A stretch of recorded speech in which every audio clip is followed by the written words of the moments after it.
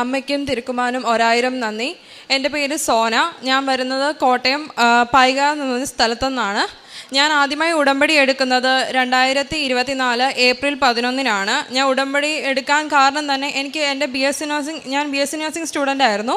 എനിക്ക് B S C നഴ്സിംഗിൽ എനിക്ക് exam 2017 to 2021 ബാച്ചായിരുന്നു. പക്ഷേ കൊറോണ കാരണം എനിക്ക് 1 ഇയർ ഞങ്ങളുടെ കോഴ്സ് എക്സ്റ്റെൻഡ് ചെയ്തു. അത് ഞങ്ങൾക്ക് 2022 ഫെബ്രുവരി 22-നാണ് ഞാൻ ഇറങ്ങിയത്. ഇറങ്ങിക്കഴിഞ്ഞിട്ടും എനിക്ക് ഫസ്റ്റ് ഇയറിലും നമുക്കൊരു 3rd ഇയർ വരെയുള്ള എല്ലാ സബ്ജക്ട്സും ക്ലിയർ ചെയ്താലേ ഉള്ളൂ നമുക്ക് 4th ഇയറിലെ ഫൈനൽ എക്സാം നമുക്ക് എഴുതാൻ പറ്റത്തുള്ളൂ. അപ്പം എനിക്ക് ഇറങ്ങിക്കഴിഞ്ഞിട്ട് 2022 ഇറങ്ങി. അപ്പോഴും എനിക്ക് എക്സാം ഒരു സപ്ലിമെൻ്ററി റിസൾട്ട് വരാനുണ്ടായിരുന്നു. മെയിലായിരുന്നു അന്നത്തെ ഞങ്ങളുടെ റെഗുലർ എക്സാം വരുന്നത് 4th ഇയറിൻ്റെ. പക്ഷേ ആ ഒരു സപ്ലിമെൻ്ററി പോലും എനിക്ക് ഫസ്റ്റ് ഇയറിൽ 2 സബ്ജക്റ്റ്, സെക്കൻഡ് ഇയറിലും 2 സബ്ജക്റ്റ് വീതം എനിക്ക് ഉണ്ടായിരുന്നു. ഞാൻ എക്സാം എഴുതി റിസൾട്ട് വന്നപ്പോൾ ഞാൻ അതിൽ ഫെയിലായി. അപ്പോൾ എനിക്ക് 4th ഇയർ ആ ഒരു ടൈമിൽ എനിക്ക് എഴുതാൻ പറ്റിയില്ല. ഞാൻ അത് കഴിഞ്ഞ് 2023 പിന്നെയും സപ്ലിമെൻ്ററി വന്നു. ഞാൻ എക്സാം എഴുതി. അപ്പം ഞാൻ ആ ഒരു ടൈമിൽ ഉടമ്പടി എടുത്തിട്ടില്ലായിരുന്നു. അപ്പം എൻ്റെ അമ്മ ഇവിടെ നേരത്തെ വന്ന് ഉടമ്പടി എടുത്ത ഒരാളായിരുന്നു. അപ്പം എല്ലാ ദിവസവും എക്സാമിന് പോകുന്നതിന് മുമ്പ് അമ്മ എണ്ണ വെച്ച് എൻ്റെ തലയിൽ ഉടമ്പടി തൈലം വെച്ച് എൻ്റെ നെറ്റിയിൽ കുരിശ് വരച്ച് പ്രാർത്ഥിക്കുമായിരുന്നു. അമ്മയുടെ കാശുരൂപം എൻ്റെ തന്നുവിട്ട് എന്നോട് പ്രാർത്ഥിച്ച് തന്നെ എക്സാം എഴുതാൻ പാസ്സാവും എന്നൊക്കെ പറഞ്ഞ് എക്സാം എഴുതാൻ പോയി. പിന്നെ ഞാൻ എക്സാം എഴുതി റിസൾട്ട് വന്നു. അതിനകത്ത് എനിക്ക് ഒരു സബ്ജക്റ്റ്, എൻ്റെ ഫസ്റ്റ് ഇയർ സെക്കൻഡിൽ ഒരു സബ്ജക്റ്റ് കിട്ടിയുണ്ടായിരുന്നുള്ളൂ. പിന്നെയും സപ്ലിമെൻ്ററി വന്നു. അതിലും ഞാൻ എക്സാം എഴുതി. ആ ഒരു ടൈമിലും ഇത് തന്നെ ഞാൻ അമ്മയുടെ ഉടമ്പടി തൈലവും ഉപ്പും എല്ലാം കഴിച്ച് എണ്ണയും തൂത്ത് ഉടമ്പടി തൈലം എല്ലാം പുരട്ടി ഞാൻ എക്സാം എഴുതാൻ പോയി. അപ്പോഴും ഞാൻ 2 സബ്ജക്റ്റിന് ഞാൻ പാസ്സായി. പിന്നെ ഒരു സബ്ജക്റ്റിന് പിന്നെയും എനിക്ക് സപ്ലിമെൻ്ററി വന്നു. അങ്ങനെ 2023 നവംബറിൽ ഒരു സെപ്റ്റംബറിൽ ഞാൻ എക്സാം എഴുതി. എനിക്ക് നവംബറിൽ എനിക്ക് റിസൾട്ട് വന്നു. ഞാൻ പ്രാർത്ഥിച്ചതിൻ്റെയൊക്കെ ആ ഒരു ടൈമിൽ ഞാൻ ഉടമ്പടി എടുത്തല്ലോ. അമ്മയുടെ പ്രാർത്ഥിച്ചതിൻ്റെയൊക്കെ ഫലമായിട്ട് എനിക്ക് 2023 എനിക്ക് ആ സബ്ജക്റ്റ് ക്ലിയറായി. അങ്ങനെ എനിക്ക് നെക്സ്റ്റ് 2024 എനിക്ക് എക്സാം എഴുതാൻ ഫോർത്ത് ഇയറിൻ്റെ എക്സാം എഴുതാൻ എനിക്ക് പറ്റി. ഞാൻ മാർച്ചിൽ എക്സാം എഴുതി. മാർച്ച് 9-നായിരുന്നു 4th ഇയറിൻ്റെ എൻ്റെ എക്സാം. ആ എക്സാം ഞാൻ എഴുതി. എനിക്ക് കുഴപ്പമൊന്നും ഇല്ലായിരുന്നു. എക്സാം എഴുതിയത് വെച്ച് എനിക്ക് ഒന്നിനും ഒരു ബുദ്ധിമുട്ടൊന്നും തോന്നിയിട്ടില്ലായിരുന്നു. എന്നിട്ട് ഞാൻ ഏപ്രിൽ 11-ന് വന്ന് ഞാനിവിടെ വന്ന് ഉടമ്പടി എടുത്തപ്പം ആദ്യം നിയോഗം വെച്ച് തന്നെ എൻ്റെ 4th ഇയറിൻ്റെ എക്സാം പാസ്സാകാൻ വേണ്ടി തന്നെയായിരുന്നു. എനിക്കും എൻ്റെ ഫ്രണ്ട്സിനും എല്ലാം പാസ്സാകാൻ പറ്റണം, ഇനി ഞങ്ങളെ മുന്നോട്ട് കൊണ്ടുപോകല്ലേ അമ്മയെന്നൊക്കെ കുറേ പ്രാർത്ഥിച്ചു. അങ്ങനെ ഞാൻ നിയോഗം വെച്ചു. പക്ഷേ അത് എഴുതിയിട്ട് ഞാൻ ഒരു സബ്ജക്റ്റിന് എനിക്ക് പാസ്സാകാൻ പറ്റുള്ളൂ. അന്നേരം എനിക്ക് ഭയങ്കര ബുദ്ധിമുട്ടായിപ്പോയി. ഞാൻ ഇനി എന്താ ചെയ്യേണ്ടതെന്ന് പോലും എനിക്കറിയില്ല. വർഷങ്ങൾ മുന്നോട്ട് ഇങ്ങനെ പൊക്കോണ്ടിരിക്കുക. അപ്പോൾ അതെല്ലാം ഓർത്ത് ഭയങ്കര വിഷമമായിരുന്നു. എനിക്ക് എന്ത് ചെയ്യാൻ പറ്റും? എൻ്റെ കൂടെ പഠിച്ചവരെല്ലാം പുറത്തേക്ക് പോയി OET എഴുതുന്നു, എല്ലാവരുടെ രജിസ്റ്റർ എല്ലാം കഴിഞ്ഞു. അപ്പം ഞാൻ മാത്രം ഇങ്ങനൊരു അവസ്ഥ, എനിക്ക് ഇരിക്കാൻ വയ്യ എന്ന് ഞാൻ കുറേ പ്രാർത്ഥിച്ചു. പിന്നെ ഞാനാണെങ്കിൽ അടുത്ത എക്സാം ഞാൻ എഴുതി. അത് സെപ്റ്റംബറിലായിരുന്നു എക്സാം. അപ്പോൾ സെപ്റ്റംബറിൽ എക്സാം എഴുതി. രണ്ടാമത് ഞാൻ ഉടമ്പടി പുതുക്കി. അപ്പോഴും ഞാൻ എക്സാം എഴുതി. അമ്മയുടെ ഉടമ്പടി തൈലവും തേനും എല്ലാം കുരിശും വരച്ച് ഞാൻ അമ്മയുടെ ഉപ്പും എല്ലാം കഴിച്ച് ഞാൻ പ്രാർത്ഥിച്ച് ഞാൻ എക്സാം എഴുതാൻ പോയി. അവിടെ വെച്ച് ഞാൻ എക്സാം ഹാളിൽ ഞങ്ങൾക്ക് 3/4 മണിക്കൂറോളം ഞങ്ങൾക്ക് അവിടെ ഫ്രീ ആയിട്ട് നമുക്ക് ഇരിക്കാം. ആ ഒരു ടൈമിൽ ഞാൻ കുറേ കൊന്ത ചൊല്ലി പ്രാർത്ഥിച്ചു. അമ്മയുടെ കാശുരൂപം കൈയും മുറുക്കെ പിടിച്ചു പ്രാർത്ഥിച്ചു. അങ്ങനെ പ്രാർത്ഥിച്ചു. അത് കഴിഞ്ഞ് പിന്നെയും എനിക്ക് റിസൾട്ട് വന്നു. ആ റിസൾട്ട് വന്ന ടൈമിലും എനിക്ക് ഒരു സബ്ജക്റ്റ് എനിക്ക് കിട്ടിയിരുന്നുള്ളത്. അപ്പോൾ എനിക്ക് ഭയങ്കര ബുദ്ധിമുട്ടായി. പിന്നെ എനിക്ക് ഒന്നും പ്രാർത്ഥിക്കാൻ പോലും എനിക്ക് താല്പര്യമില്ലായിരുന്നു. എനിക്ക് പള്ളിയിൽ പോകണ്ട, എനിക്ക് ബൈബിളൊന്നും കാണണ്ട. ഞാൻ ഉടമ്പടി പത്രമെല്ലാം എടുത്ത് അലമാരിക്കകത്ത് വെച്ച് പൂട്ടി. ബൈബിളൊക്കെ ഞാൻ എടുത്ത് തിരിച്ചു വെച്ചു. എനിക്ക് പ്രാർത്ഥിക്കേണ്ട, എനിക്കൊന്നും പറ്റുന്നില്ല, എന്നെ കൊണ്ടൊന്നും നേടാൻ പറ്റുന്നില്ല, പ്രാർത്ഥിച്ചിട്ടും കാര്യമില്ല. ഇങ്ങനെയൊക്കെ ഒരു മനോഭാവമായിരുന്നു. എനിക്കൊന്നിനും പറ്റുന്നില്ലായിരുന്നു. എന്നോട് കുരിശ് വരയ്ക്കാൻ വരാൻ പറഞ്ഞപ്പോൾ പോലും ഞാൻ പറഞ്ഞു, എന്നെ അതിനൊന്നും വിളിക്കണ്ട, അമ്മയ്ക്ക് വേണേൽ അമ്മ പ്രാർത്ഥിച്ചോ, എനിക്കതിലൊന്നും ഇനി താല്പര്യമില്ല. ഇത്രയും പ്രാർത്ഥിച്ചും തരാത്തതിന് എനിക്ക് ആരുടെയും പുറകെ പോകാനൊന്നും പറ്റത്തില്ല. ആ ഒരു രീതിയിൽ തന്നെ ഞാൻ പറഞ്ഞു, എനിക്ക് പറ്റത്തില്ല, ഇത് വെറുതെ എല്ലാം സ്റ്റാച്യു മാത്രമാണ്, അല്ലാണ്ട് ആർക്കും ഒരു ഇതും ഇല്ല, എനിക്കൊന്നും കിട്ടുന്നില്ല. എനിക്ക് അങ്ങനെ ഒരു ബുദ്ധിമുട്ടായിരുന്നു. പിന്നെ 2 ദിവസം കഴിഞ്ഞപ്പോൾ തൊട്ട് പിന്നെ എനിക്ക് അങ്ങനെ ഒരു പറഞ്ഞതിൻ്റെ ബുദ്ധിമുട്ട് ഭയങ്കരമായിട്ട് ഉള്ളിൽ കിടന്ന് ഇതാവാൻ തുടങ്ങി. പിന്നെ അമ്മയുടെ സോറി എല്ലാം പറഞ്ഞ് ഞാൻ അതുപോലെ തന്നെ രൂപങ്ങളെല്ലാം എടുത്ത് എൻ്റെ മേശയിൽ ഞാൻ വെച്ച് പ്രാർത്ഥിക്കാൻ തുടങ്ങി. പിന്നെ എനിക്ക് കഴിഞ്ഞ ജനുവരിയിലായിരുന്നു അടുത്ത എക്സാം. അന്നും ഞാൻ ഉടമ്പടി തൈലവും ഞാൻ എൻ്റെ കാശുരൂപവും ഉപ്പെല്ലാം ഞാൻ എക്സാമിന് പോകുന്നതിന് മുമ്പ് കോളേജിൻ്റെ ഫ്രണ്ടിൽ ചെന്ന് കഴിയുമ്പോൾ തന്നെ അവിടെ ഉപ്പ് ആ ഒരു സൈഡിലായിട്ട് വെതറി ഞാൻ പ്രാർത്ഥിച്ചു, അമ്മേ എന്നെ ഇനി പാസ്സാക്കണം, ഇനി ഇവിടെ ഒരു എക്സാം എഴുതാൻ എന്നെ ഇടവരുത്തരുതേ, എനിക്കിനി പറ്റത്തില്ല. എൻ്റെ വീട്ടുകാർക്ക് അതുപോലെ ബുദ്ധിമുട്ടുണ്ട് എന്ന് വെച്ചാൽ എൻ്റെ സിസ്റ്റേഴ്സ് എല്ലാം ആണെങ്കിലും നഴ്സിംഗ് അവർ പാസ്സായി ഇറങ്ങി. എനിക്ക് അതിനു മുമ്പ് എങ്കിലും കിട്ടണേ അമ്മേ, എന്നെ അനുഗ്രഹിക്കണേ എന്ന് ഞാൻ പ്രാർത്ഥിച്ചു. അതിൻ്റെ ബലം ഞാൻ പ്രാർത്ഥനയാണേലും അച്ഛൻ്റെ പ്രാർത്ഥന, ചൊവ്വാഴ്ചകളുടെ പ്രാർത്ഥനയൊന്നും എനിക്ക് കൂടാൻ ഭയങ്കര മടിയായിരുന്നു. എല്ലാം ഞാൻ സ്കിപ്പ് ചെയ്താണ് കണ്ടുകൊണ്ടിരുന്നത്. എനിക്ക് കാണാനോ ഒരു പ്രാർത്ഥന കൊന്തയൊന്നും ഞാൻ ചെല്ലത്തില്ലായിരുന്നു. എനിക്ക് കൊന്ത ചെല്ലാൻ മടി, ബൈബിൾ വായിക്കാൻ മടി, ഒന്നും ചെയ്യത്തില്ല. ബൈബിൾ എടുത്താൽ തന്നെ വായിക്കണമെന്നുണ്ട്. പിന്നെ ആകുമ്പോൾ തന്നെ ഞാൻ അടച്ചു വെക്കും. ഒരു ഇത് വായിക്കുമ്പോൾ തന്നെ ഞാൻ അടച്ചു വെക്കുമായിരുന്നു. പിന്നെ ബൈബിൾ വായിക്കത്തില്ലായിരുന്നു. പിന്നെ ഞാൻ ഈ മാർച്ച് 3-ാം തീയതി വന്ന ഉടമ്പടി പിന്നെയും പുതുക്കി, മാർച്ച് 6-ന് വന്ന് ഉടമ്പടി പുതുക്കി കഴിഞ്ഞപ്പോൾ തൊട്ട് ഞാൻ എല്ലാ ദിവസവും ഞാൻ പള്ളിയിൽ പോകും. എല്ലാ ദിവസവും ഞാൻ കൊന്ത ചെല്ലും. 3 മണിയാകുമ്പോൾ കർണക്കൊന്ത ചെല്ലും. ബൈബിൾ ഒരു ദിവസം ഞാൻ 10 അധ്യായം വെച്ച് ഞാൻ എല്ലാ ദിവസവും ഞാൻ വായിക്കും. എങ്ങാനും ഞാനാണെങ്കിൽ ആ ദിവസം വായിച്ചിട്ടില്ലെങ്കിൽ പിറ്റേ ദിവസം ഞാൻ അതും കൂടെ കൂട്ടി മൊത്തം 20 അധ്യായം വെച്ച് ഞാൻ വായിക്കും. പിന്നെ എല്ലാ ദിവസവും ഞാൻ എല്ലാ ചൊവ്വാഴ്ചയും അച്ഛൻ്റെ പ്രാർത്ഥന കൂടും. അങ്ങനെയൊക്കെ ഞാൻ എക്സാം എല്ലാം എഴുതി. ഞങ്ങളുടെ പ്രാക്ടിക്കൽ ഫെബ്രുവരി 20-നായിരുന്നു. അതെല്ലാം കഴിഞ്ഞു. അപ്പോഴും ടെൻഷനാണ്, ഇനിയും മുന്നോട്ട് പോകാൻ എനിക്ക് സമയമില്ല. പ്രായവും മുന്നോട്ട് പോകുന്നു, ഇയേഴ്സും പോകുന്നു. എനിക്കിനി വയ്യ, ഇനി എക്സാം എഴുതത്തില്ല, ഇനി എന്തെങ്കിലും എനിക്ക് വന്നു കഴിഞ്ഞാൽ ഞാൻ എക്സാം എഴുതത്തില്ല എന്ന് നമ്മൾ പ്രാർത്ഥിച്ചു.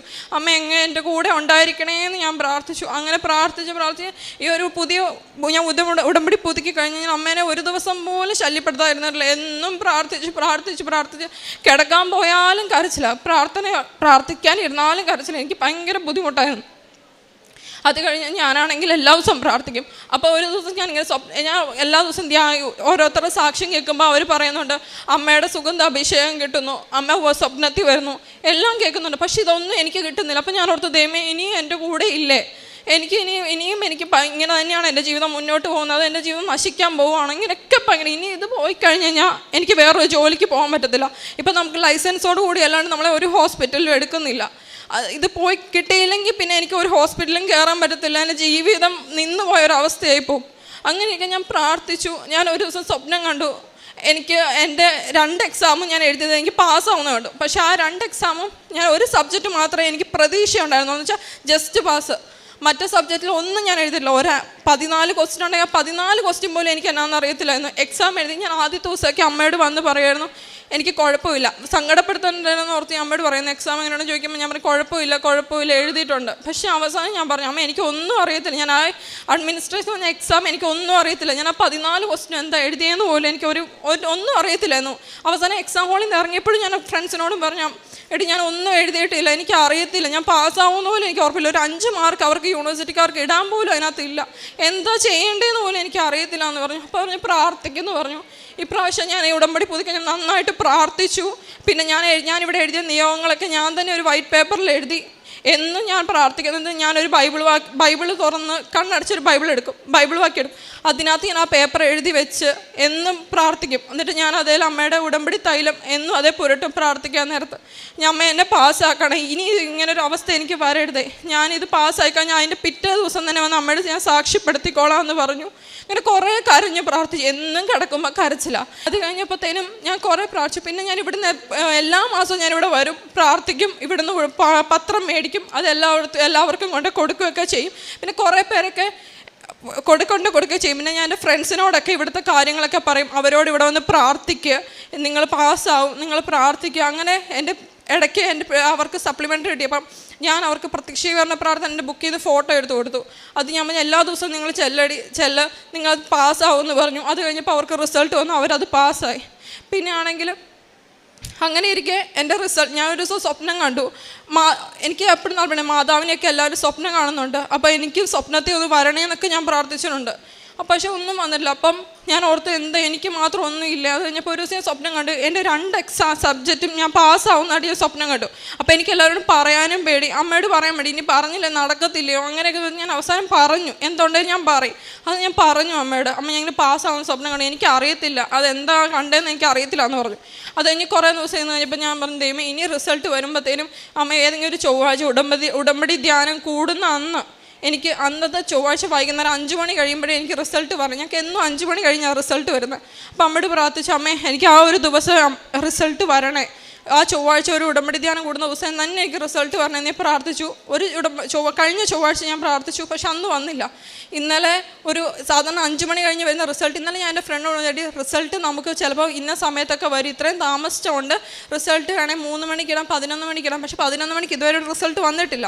പക്ഷെ ഞാൻ ഇന്നലെ അങ്ങോട്ട് അവളോട് പറഞ്ഞു, എടി 11 മണിക്ക് വേണം റിസൾട്ട് വരും, ഞാനപ്പോൾ ധ്യാനം കൂടുക, നീ എന്നെ വിളിക്കുമെന്ന്, ചിലപ്പോൾ വരാൻ സാധ്യതയുണ്ടെന്നൊക്കെ പറഞ്ഞ് ഞാൻ വെച്ചു. അപ്പോൾ ഞാൻ പറഞ്ഞു, എടി ഞാൻ ഉടമ്പടി ധ്യാനം കൂടാൻ പോവാ, നീ എന്നെ വിളിക്കുകയൊന്നും വേണ്ട, ഞാൻ ഫോൺ എടുക്കത്തില്ല, നിനക്ക് എന്തെങ്കിലും പറയണം നീ മെസ്സേജ് അയച്ചാൽ മതി, ഞാൻ അപ്പോൾ റിപ്ലൈ തരത്തില്ല, എന്തായാലും 1:15 കഴിയാതെ ഞാനത് റിപ്ലൈ തരത്തില്ല എന്ന് പറഞ്ഞു.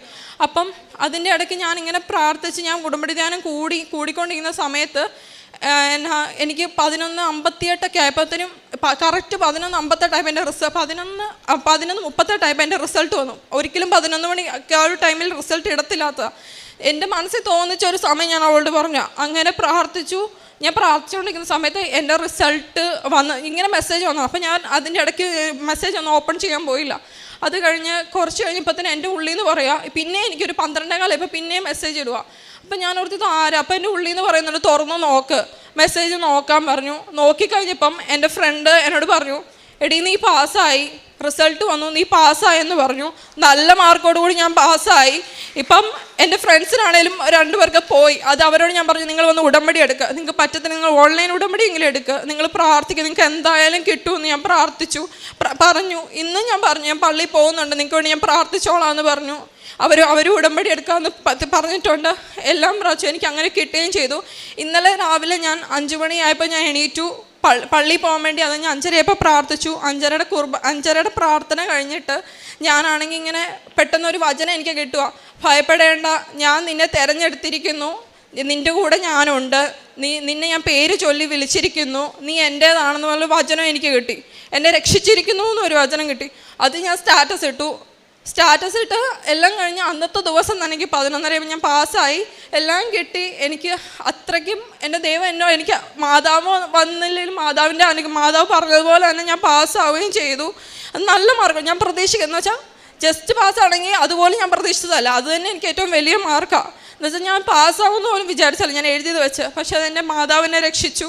ഇന്ന് ഞാൻ അമ്മയോട് പറഞ്ഞു, ഞാനിവിടെ വന്ന് പിറ്റേ ദിവസം തന്നെ വന്ന് അമ്മയുടെ അടുത്ത് സാക്ഷ്യപ്പെടുത്തിക്കോളാമെന്ന് പറഞ്ഞു. ഇന്ന് ഞാനിവിടെ വന്ന് സാക്ഷ്യപ്പെടുത്താൻ വന്നതാണ്. പിന്നെ അമ്മ വന്ന എല്ലാ അനുഗ്രഹങ്ങൾക്കും ഒരുപാട് നന്ദിയുണ്ട്. പിന്നെ രണ്ടാമത്തെ എന്ന് വെച്ച് കഴിഞ്ഞാൽ എൻ്റെ അപ്പനാണെങ്കിൽ എന്തെങ്കിലും ഒരു 2 വർഷമായിട്ട് എൻ്റെ അപ്പന് ഇപ്പോഴും ഭയങ്കര കൈവേദനയായിരുന്നു. ഒന്നും എടുക്കാൻ പറ്റത്തില്ല, എടുത്തു കഴിയുമ്പോൾ ഉടനെ തന്നെ കൈവേദന തുടങ്ങും. പിന്നെ രാത്രി ആകുമ്പോഴത്തേനും പിന്നെ ബെൽറ്റ് കെട്ടി ചൂട് പിടിക്കണം, അങ്ങനെയൊക്കെ ആയിരുന്നു കുറേ നാൾ, ഒരു 2 വർഷത്തോളം അങ്ങനെയായിരുന്നു. അപ്പോൾ എനിക്കതൊക്കെ കണ്ടപ്പോൾ ഭയങ്കര ബുദ്ധിമുട്ടൊക്കെ ആയിരുന്നു. അത് കഴിഞ്ഞ് ഞാനത് പ്രാർത്ഥിച്ചു, എനിക്കങ്ങനെ കണ്ടിരിക്കാനൊന്നും പറ്റില്ല. അപ്പം ഞാൻ പ്രാർത്ഥിച്ചു, അമ്മയോട് പ്രാർത്ഥിച്ചു, അമ്മ അപ്പൻ്റെ കൈവേദന പറഞ്ഞാൽ എന്തെങ്കിലും തരമുണ്ട് അത് എനിക്ക് തന്നോ, എൻ്റെ അപ്പനൊന്നും പറ്റരുതെന്ന് ഞാൻ പ്രാർത്ഥിച്ചു. അതിൻ്റെ പിന്നെ അമ്മയുടെ ഉപ്പ് ഞാൻ അപ്പൻ്റെ ബെഡ് വിതറി, ഉടമ്പടി ഉപ്പ് ഞാൻ വിതറി. അത് അങ്ങനെ പ്രാർത്ഥിച്ചതിൻ്റെ ഫലമായിട്ട് എൻ്റെ അപ്പൻ്റെ കൈവേദന 1 വർഷമായിട്ട് എൻ്റെ അപ്പന് ഒരു ബുദ്ധിമുട്ടുമില്ല, എന്ത് ചെയ്താലും എൻ്റെ അപ്പനൊരു കുഴപ്പമില്ല. അമ്മ മാതാവ് അത് അപ്പൻ്റെ കൈവേദന നീക്കി ഞങ്ങളെ അനുഗ്രഹിച്ചു. അങ്ങനെ ഒരുപാട് ചെറുതും വലുതായ കുറേ അനുഗ്രഹങ്ങൾ ഞങ്ങളുടെ കുടുംബം. ഞാനാണെങ്കിൽ എന്നും ഇപ്പോൾ ബൈബിൾ വായിക്കും. പിന്നെ ആണെങ്കിൽ എന്നും പള്ളിയിൽ പോകും. ഒരു ദിവസം പോലും പള്ളി മുടങ്ങിയാൽ തന്നെ ഞാൻ ആ ദിവസം തന്നെ യൂട്യൂബിലിരുന്ന് വിശുദ്ധ കുർബാന കൂടും. എല്ലാ ദിവസവും ബൈബിൾ വായിക്കും. ഒരു 10 അധ്യായം വെച്ച് ഞാൻ എല്ലാ ദിവസവും വായിക്കും. മുടങ്ങിയാൽ ആ ദിവസത്തേക്കും കൂടി പിറ്റേ ദിവസം കൂട്ടി ഞാൻ ചെന്ന് വായിക്കും. ഞാനാണെങ്കിൽ ഇവിടെ കാനപ്രവൃത്തി ഞാൻ ചെയ്തേക്കുന്നത് ഇവിടുന്ന് പത്രം കൊണ്ടുപോയി ഞാൻ എല്ലാവർക്കും ഞാൻ കൊടുക്കും. പിന്നെ ആണെങ്കിൽ അന്നത്തിരിക്കുന്ന വഴിയിരിക്കുന്ന ആൾക്കാർക്കൊക്കെ ഞാൻ എൻ്റെ ഉള്ളത് ചെറിയൊരു എമൗണ്ട് ആണെങ്കിൽ അത് ഞാൻ കൊടുത്ത് എല്ലാവരെയും ഞാൻ സഹായിക്കും. അമ്മയ്ക്കും തിരുക്കുമാനും 1000 നന്ദി. പ്രഭാഷകൻ 33:16 മുതലുള്ള തിരുവചനങ്ങളിൽ ഒടുവിലാണ് ഞാൻ ഉണർന്നത്, കാല പെറുക്കുന്നവനെ പോലെ ഞാൻ മുന്തിരിപ്പഴം ശേഖരിക്കുന്നവരുടെ പിന്നിലായി. എന്നാൽ കർത്താവിൻ്റെ അനുഗ്രഹ നിമിത്തം ഞാൻ മുൻപന്തിയിലെത്തി, മുന്തിരിപ്പഴം ശേഖരിക്കുന്നവനെ പോലെ ചക്ക് നിറച്ചു. സോന ജോർജ് തൻ്റെ 2022 താൻ പാസ് ഔട്ടായതാണ്. എന്നാൽ ഫസ്റ്റ് ഇയറിലെയും സെക്കൻഡ് ഇയറും അങ്ങനെ തന്നെ പെൻഡിങ്ങിൽ സബ്ജക്റ്റുകൾ കിടക്കുന്നു. ആ ഒരു അവസരത്തിൽ പല പ്രാവശ്യം താൻ എക്സാം എഴുതുന്നുണ്ട്, തനിക്ക് കിട്ടാതെ പോകുന്നു. ഉടമ്പടി എടുത്തത് കൊണ്ട് മാത്രമായില്ല ഉടമ്പടി ജീവിക്കണം. അത് അമ്മ നമ്മോട് പറയുന്നുണ്ട്, അവൻ പറയുന്നത് പോലെ ചെയ്യുക. അപ്പോഴും നമുക്ക് കിട്ടിയില്ല എന്നോർത്ത് നാം സങ്കടപ്പെടുന്നത് മാത്രമാകരുത്. ജീവിതത്തെ എങ്ങനെയാണ് ഈ മകള്, തനിക്ക് ഉടമ്പടി ധ്യാനം കൂടാൻ മടിയായിരുന്നു, ബൈബിള് വായിക്കില്ലായിരുന്നു, കുർബാനയ്ക്ക് പോകുന്നത് കുറവ്. അപ്പോഴിങ്ങനെയൊക്കെയുള്ള ഒരു സാഹചര്യങ്ങളിൽ ദൈവത്തിൻ്റെ അരൂപിക്ക് നാം നമ്മെ തന്നെ വാതിലടയ്ക്കുകയാണ്. ഈ വാതിലടച്ചിട്ടാൽ ദൈവാരൂപിക്ക് നമ്മുടെ ഉള്ളിലേക്ക് കടക്കുവാനും നമ്മുടെ ജീവിതത്തിൽ പ്രവർത്തിക്കുവാനും തടസ്സങ്ങളാണ്. അതാണ് പിന്നീട് താൻ ഉടമ്പടി പുതുക്കിക്കഴിഞ്ഞ് പിന്നീട് തനിക്ക് തന്നെ ബോധ്യങ്ങൾ വരുന്നു. ആ രീതിയിൽ താൻ തന്നെ മാറി. അവിടെയാണ് ദൈവം പ്രവർത്തിച്ചത്. ഇന്നലെ റിസൾട്ട് വരുന്നു. തൻ്റെ കൂടെയുള്ളവരൊക്കെ എത്ര ബാച്ച് കഴിഞ്ഞു എന്നൊക്കെ നമുക്ക് ചിന്തിക്കാൻ സാധിക്കും. കൂടെയുള്ളവരൊക്കെ പല ജോലിക്ക് അല്ലെങ്കിൽ വിദേശത്തേക്കൊക്കെ പോകുമ്പോൾ തനിക്ക് മാത്രം ബാക്കപ്പായി ഇങ്ങനെ കിടക്കേണ്ടി വരുന്ന അവസ്ഥ.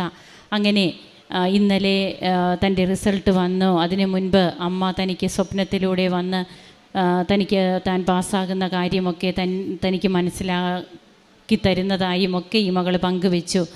അങ്ങനെ ജീവിതം പുതിയതാവുകയാണ്.